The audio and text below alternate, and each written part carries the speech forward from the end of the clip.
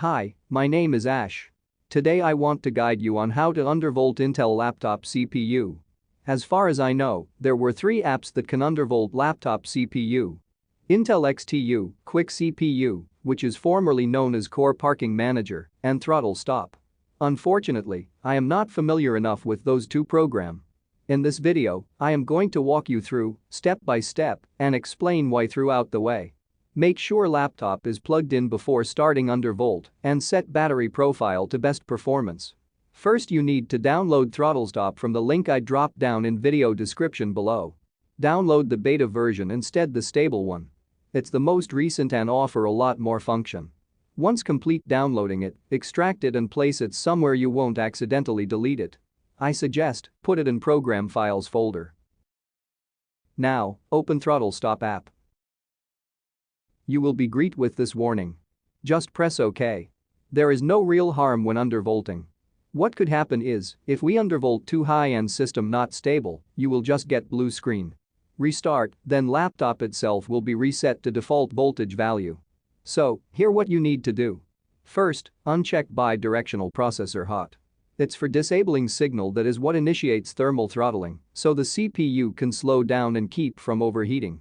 Intel included a bi-directional feature, so if something else like a GPU is running too hot, it would be able to send a Prochit signal directly to the CPU and force it to cool down, so the entire laptop cools down.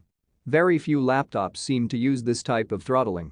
Disabling this will allow your CPU to continue to run at full speed. Disabling this will not prevent your CPU from thermal throttling at its normal Intel set thermal throttle temperature. As scary as it sounds, don't worry. It's safe. Now, click Turn On button. You will notice monitoring text in title bar has disappeared. Next, click this button and change it to Package Power. Press Limit and click this 3 button up here to clear things up and then click on TS Bench. Now press Start. Notice the CPU multiplier, CPU speed and package power during the benchmark. Look out for red flashing in limit windows. That will show us what kind of limit we having. Now, click on FIVR button. So, here is how you going to do it. Check Unlock Adjustable Voltage and select OK, save voltage immediately. If your CPU is 8th gen or 9th gen, you can set starting offset voltage point at -100.6 mV. Now, do the same with CPU cache and make sure to set it to adaptive. Now, hit apply and press OK. If there were no error shows up during benchmark, proceed to drop down CPU core and CPU cache voltage by -5. This will going to take a while. Be patient and don't rush undervolting. Skip forward, I found that my stable undervolt is -160 mV. More than that, I will get an error and sometime blue screen. Instead of set it to 160, I will drop 10 and set to 150 just to be safe to avoid getting blue screen and freezing when playing games.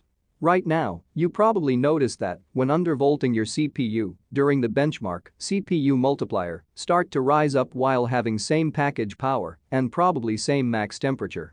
Now, we can proceed to get the most out of our CPU. On FIVR control CPU core, slide ICC max all the way to the right. This will uncap the power limit our CPU can accept, which by the way, may differ from a laptop model to another laptop model. About power limit throttling, I will make another video to talk about that. We now proceed to decrease offset voltage by -5, but only for CPU core. Hit apply and press OK, then rerun TS Bench. Don't be surprised if you not encountered any error even already on -200 mV. -245 mV on CPU core and -150 mV on CPU cache seem to be my maximum and the most stable. More than that, I will encountered error in TS Bench. Note that no error in TS Bench doesn't mean your voltage is stable and won't having blue screen or freezing. But it's a good built-in benchmark that we can use for testing during undervolting. Most people prefer to run Cinebench or Prime 95 to test stability, but the best way is just by play game you playing and do what you've been doing with your laptop. If it's stable, it's stable. If not, drop 5 or 10 on CPU core. Here are a couple of screenshots I captured during undervolting my 2019 Nitro 5 i5 9300H with Cinebench R20 benchmark. On stock, during the benchmark, CPU bin power throttle to 45 watts and CPU clock goes down 3.1 GHz from 4 GHz, ending the benchmark with score of 1565. Now, on -150 mV on both CPU core and CPU cache, CPU clock is now 3.5 GHz, while power throttle to 45 watts and maintaining same CPU temperature. Benchmark score for this test was 1790. With my last stable undervolt voltage offset, CPU clocked at 3.8 GHz. Ended benchmark with a score of 1952. And you guess it, same 45 watts and same temperature. Which is fantastic compared to stock voltage. That's a 700 MHz increase just by undervolting. So, I tried to run another test.